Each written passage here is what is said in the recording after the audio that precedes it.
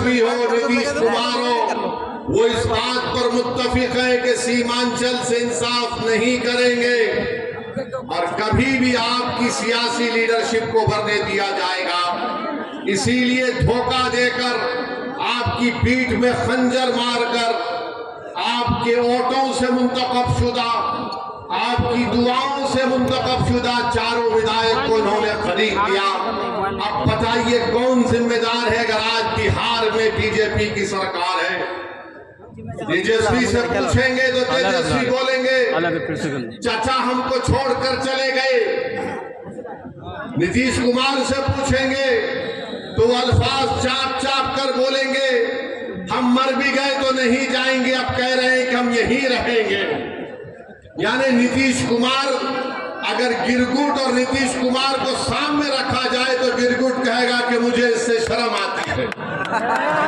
इतना नीतीश कुमार सुबह में जो बोलेंगे शाम तक चाचा पलट जाएंगे।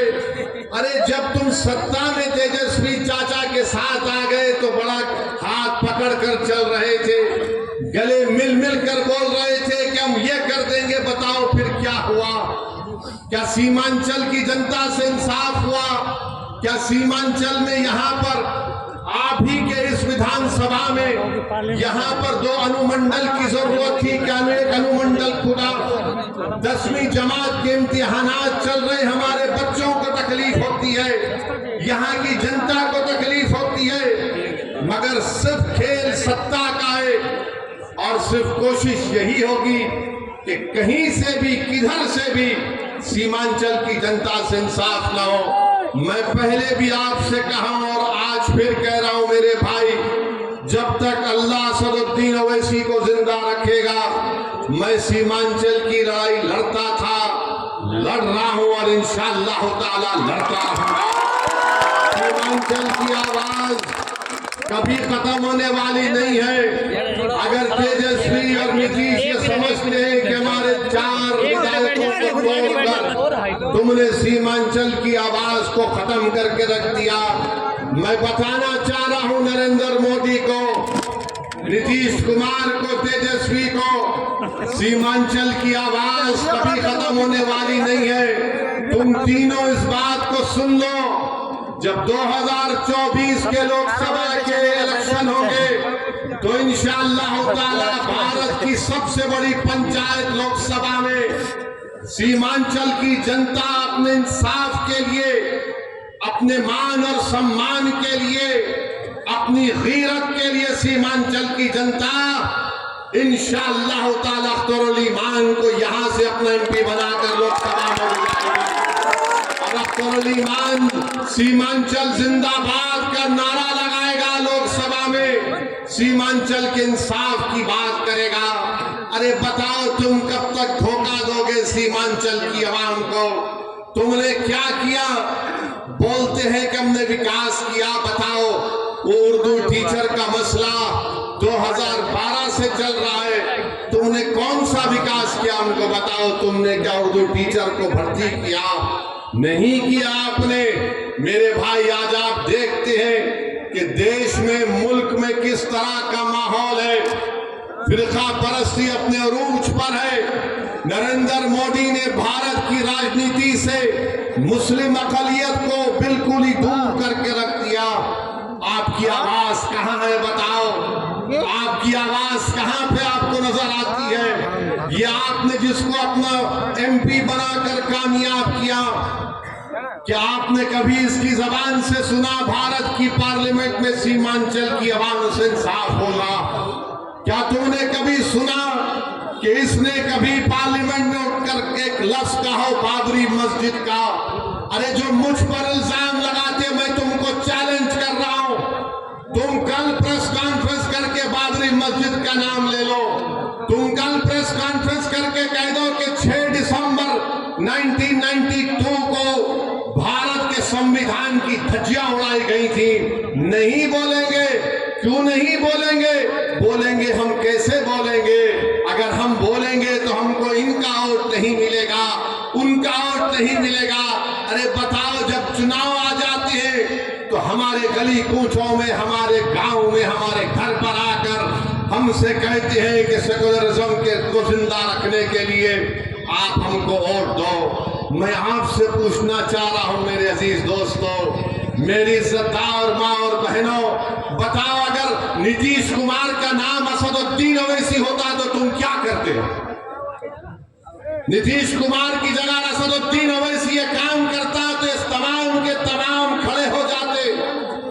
ये तमाम के तमाम ये कहते हैं कि अगर ये मर जाए तो कब्रिस्तान में इसको जगह मत दो, मगर उसका नाम नीतीश कुमार है तो तुम अपनी ज़बानें बंद कर बैठते हो। मैं चुनाव लड़ता हूं, तेजस्वी मिलकर हुकूमत बनाते हैं और फिर बीजेपी को बिहार में मुसल्लत करते हैं क्योंकि उनका नाम तेजस्वी है। तुम उसको कुछ नहीं बोलोगे। अरे मेरे भाई, यही तो हम आपको बताना चाहते हैं, यही इनकी नाइंसाफी है, यही इनका आपसे कोई मोहब्बत नहीं, ये नफरत करते हैं आपसे। इसीलिए हम आपसे अदबन गुजारिश करने आए हैं कि आप इस बार आने वाले लोकसभा के चुनाव में अपने वोट का सही इस्तेमाल करिए, अपनी लीडरशिप को बनाइए। बीजेपी के पास 306 एमपी है, एक भी मुस्लिम अकलियत का एमपी नहीं है। राजद के तो कोई एमपी नहीं है। कांग्रेस में है कितने, एक ही है उनके खाली 50। मगर बताओ फिर आपकी आवाज कौन उठाएगा? कौन आपके हक के लिए लड़ेगा? कौन तुम्हारी मस्जिदों की हिफाजत की आवाज उठाएगा? कौन तुम्हारी शरीयत की मदाखलत के अगर होगी तो उसके खिलाफ खड़ा हो जाएगा? कौन अगर किसी बिल्किस बानो को अगर नाइंसाफी होगी तो कौन उसकी आवाज उठाएगा? कौन सीमांचल की लड़ाई लड़ेगा? याद रखो, सीमांचल की लड़ाई अख्तरुल ईमान से हटकर कोई नहीं लड़ सकता। मैं जिम्मेदारी के साथ आपसे कह रहा हूं, अगर आप मुत्तहिदा तौर पर अपने वोट का इस्तेमाल करेंगे तो इंशाअल्लाह ताला यकीनन किशनगंज से मजलिस इत्तेहादुल मुस्लिमीन का उम्मीदवार आपके दुआ और वोटों से यहां से मेंबर ऑफ पार्लियामेंट बनकर इंशाअल्लाह ताला जाएगा। बीजेपी अब खुलकर कह रही है, देश के प्रधानमंत्री तो अब तो बड़े पुजारी भी बन चुके हैं वो, माशाअल्लाह से हर चीज वो कर लेते हैं। माने कहां कहां आप देखते हैं, अब वो कह रहे हैं कि 370 सीट पर जीतेंगे। मेरे भाई, क्या ये नाम निहाद सेकुलर पार्टियां रोक पाएंगी बीजेपी को? क्या ये रोक पाए 2014 में? मैं जब सवाल करता हूं 2014 में हमने कितने पार्लियामेंट की सीट लड़े? 2 लड़े। 2019 में हम 3 लड़े। भारत की पार्लियामेंट में 540 लोकसभा की सीटें हैं, मगर हर एक की जबान पर क्या होता? ओवैसी है, ओवैसी खड़ा हो गया। इनको मेरे इलेक्शन लड़ने से ज्यादा इस बात का इनको डर है कि ये आज खड़ा हो रहा है तो कल ये हजारों लाखों को हमारे खिलाफ खड़ा कर देगा। इसीलिए इनको डर है। ये नहीं चाहते कि कोई इनके सामने खड़ा हो। वो सब के सब यही चाहते हैं कि तुम सिर्फ दरी बिछाओ, तुम इनके घर में जाओ तो अपनी चप्पल और जूता उतार कर सर को झुकाकर नीचे बैठ जाओ। मैं तुमसे कह रहा हूं मेरे भाई, भारत का संविधान सबको बराबरी का हक दिया है।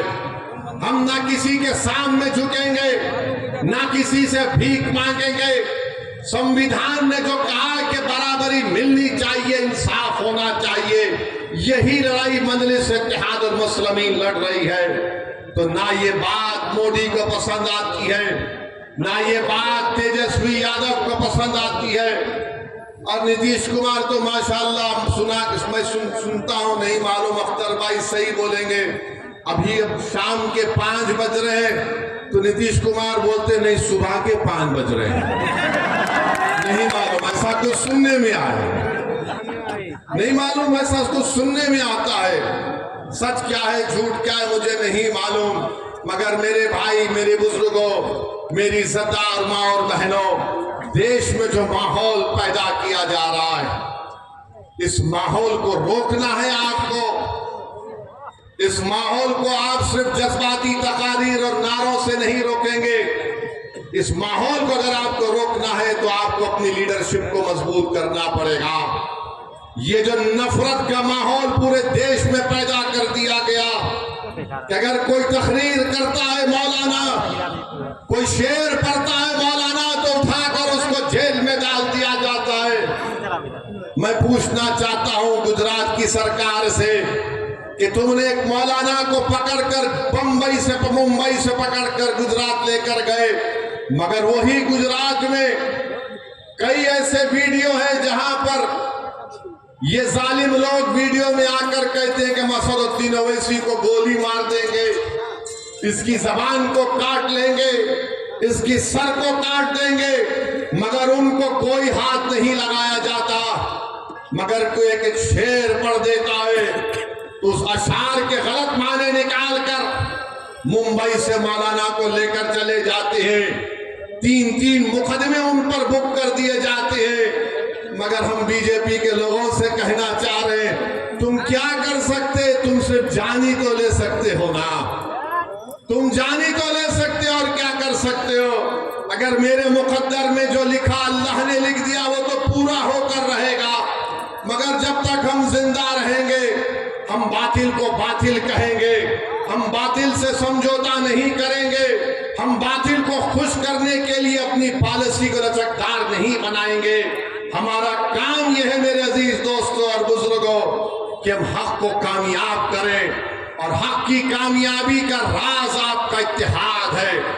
याद रखिए, कब तक आप सेकुलरिज्म के नाम पर ठगे जाएंगे, कब तक आप सेकुलरिज्म के नाम पर इनको वोट देंगे और वो बीजेपी को बिहार में सत्ता देंगे। मैंने 2015 में भी कहा था तुमसे, मगर तुमने मेरी बात पे यकीन नहीं किया। मैंने 2019-20 में भी कहा था, मगर आपने मेरी बात को नहीं समझा। कम से कम अब तो समझ जाओ। याद रखो, तुम अपने मुकद्दर के फैसले कर सकते हो। तुम में इतनी ताकत है कि मुस्तकबिल में तुम्हारे हक में जो फैसले लिए जाएंगे तुम खुद उसको कर सकोगे। अगर आज आप मुत्तहिद होकर अपने वोट का इस्तेमाल नहीं करेंगे तो नुकसान आपका होगा, नुकसान सीमांचल की गरीब जनता का होगा। ये आवाज को उठना चाहिए मेरे अजीज दोस्तों और बुजुर्गों। आप देखते हैं कि भारत की पार्लियामेंट में हर मसले के ऊपर मजलिस इत्तेहादुल मुस्लिमीन के अरकान पार्लिमान अपनी आवाज को उठाते हैं। किशनगंज में अलीगढ़ मुस्लिम यूनिवर्सिटी का मसला मजलिस के एमपी उठाते हैं। मसाजिद का मसला 500-600 साल की मेहरौली की मस्जिद को शहीद कर दिया गया। क्या आपके किशनगंज के कांग्रेस के एमपी ने मुंह खोला? नहीं बोल सके। किसने बोला? मजलिस इत्तेहादुल मुस्लिमीन ने उसकी आवाज उठाई। आप देखते हैं बिल्किस बानो का मसला हुआ, किसने पार्लियामेंट में उसका मसला उठाया? मजलिस ने उसको आवाज उठाई इंसाफ के लिए। तो मेरे अजीज दोस्तों और बुजुर्गों, मेरी आपसे सिर्फ यही अपील है कि आने वाले लोकसभा के चुनाव में आप मुत्तहदा तौर पर एक अच्छा फैसला लीजिए। हम भी नहीं चाहते कि बिहार में बीजेपी और नीतीश कुमार के एमपी कामयाब हो जाएं। हम तो शुरू से कोशिश कर रहे हैं रोकने की, मगर जो लोग आपका वोट लेकर मोदी के गोद में बैठकर चाय पीती है, कभी आप इनसे भी तो पूछो कि तुमने हमारा वोट लेकर तुमने कैसे बीजेपी को सत्ता दे दी बिहार में। मेरे अजीज दोस्तों और बुजुर्गों, आप देख रहे हैं कि कैसे किस तरीके से कभी हमारी मसाजिद को निशाना बनाया जाता है, कभी शरीयत ने मदाखलत की बात की जाती है। उत्तराखंड में यूनिफॉर्म सिविल कोड का एक नाम से बिल ला लिया गया, यूनिफॉर्म तो है ही नहीं। अब नहीं मालूम नीतीश कुमार क्या करने वाले हैं। बीजेपी के साथ मिलकर बैठे हैं। यहाँ पर फसाद हुआ था 1 साल पहले, 100 साला मदरसे को जला दिया गया। मैं तुमसे पुकार कर कह रहा था, कहाँ वो सेकुलरिज्म के दावे करने वाले, कहाँ है तेजस्वी यादव? 100 साल के मदरसे को जला दिया गया, कोई आवाज नहीं उठी। एक 12 साल के बच्चे को सीवान में ले पकड़कर उसको 8 दिन जेल में कह रहा था, पुकार रहा था। मेरे भाई याद रखो, अगर तुम्हारे लिए कोई लड़ने वाला नहीं होगा तो जुल्म जारी रहेगा। हमारे वतन अजीज की हकीकत यही है कि जब तक तुम्हारी आवाज नहीं होगी तुम्हारा कोई पुरसाने हाल नहीं हो सकता है। जब तक तुम्हारा नेता नहीं होगा कोई तुम्हारा काम नहीं कर सकेगा।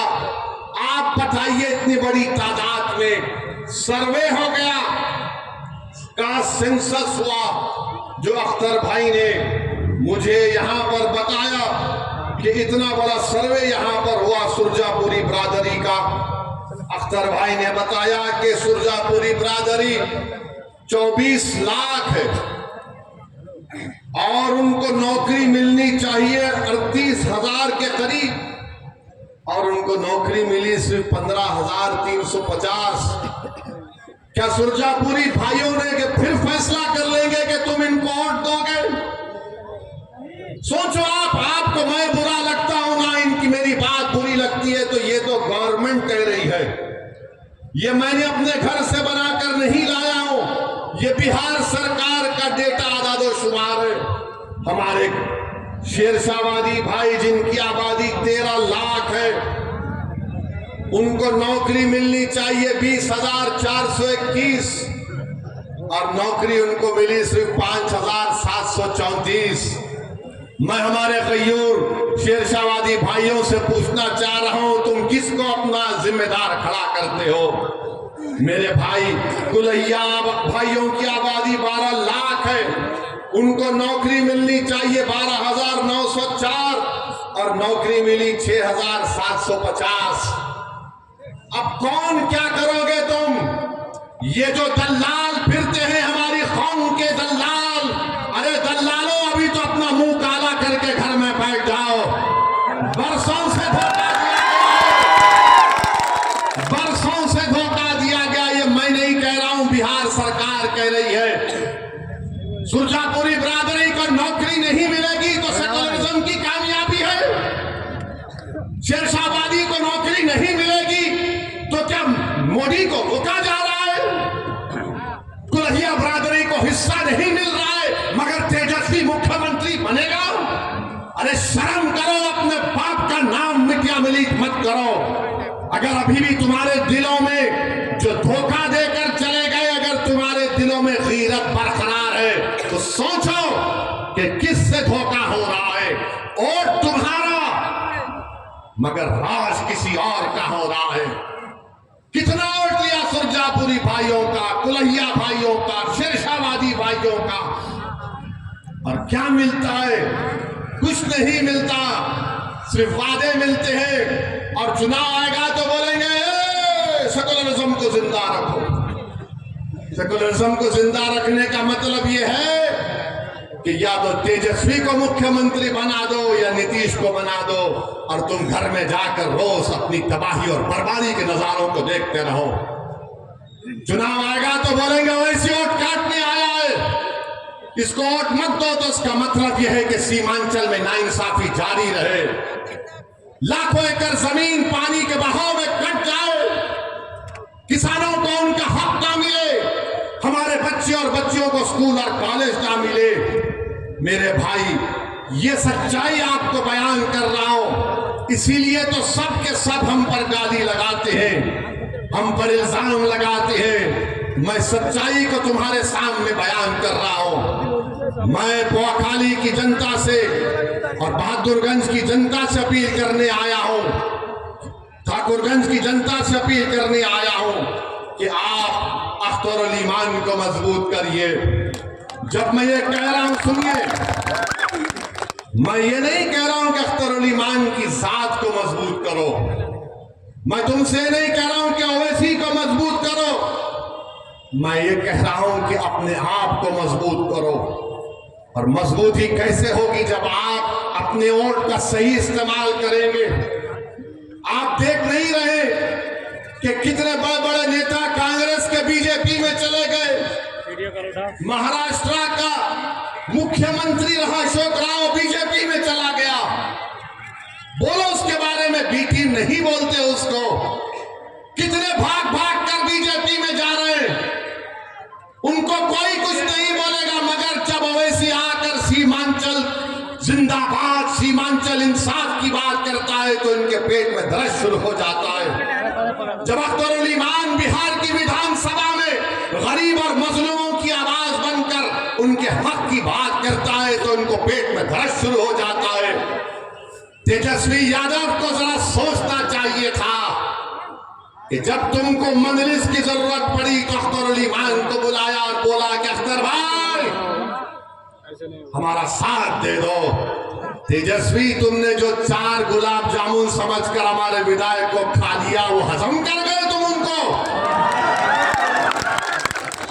क्या किया तुमने उन 4 का? कहां मुंह दिखाने के काबिल नहीं रहे वो लोग। आज अख्तरुल ईमान से कह रहे अरे हमने पहले दिन से कहा था कि हम बीजेपी से कभी समझौता नहीं करने वाले, हम कभी समझौता नहीं किए, ना करेंगे कभी इंशाअल्लाह ताला। 2 मर्तबा नीतीश कुमार को तुमने मुख्यमंत्री बनाया और 2 मर्तबा नीतीश कुमार ने बिहार की जनता को धोखा दिया और बीजेपी को सत्ता दी। मगर बताओ इनकी जबानें बंद है, जबानें बंद है, कुछ नहीं कहते। मगर मेरे अजीज दोस्तों और बुजुर्गों, हम आपसे सिर्फ यही अपील करने आए हैं कि आने वाले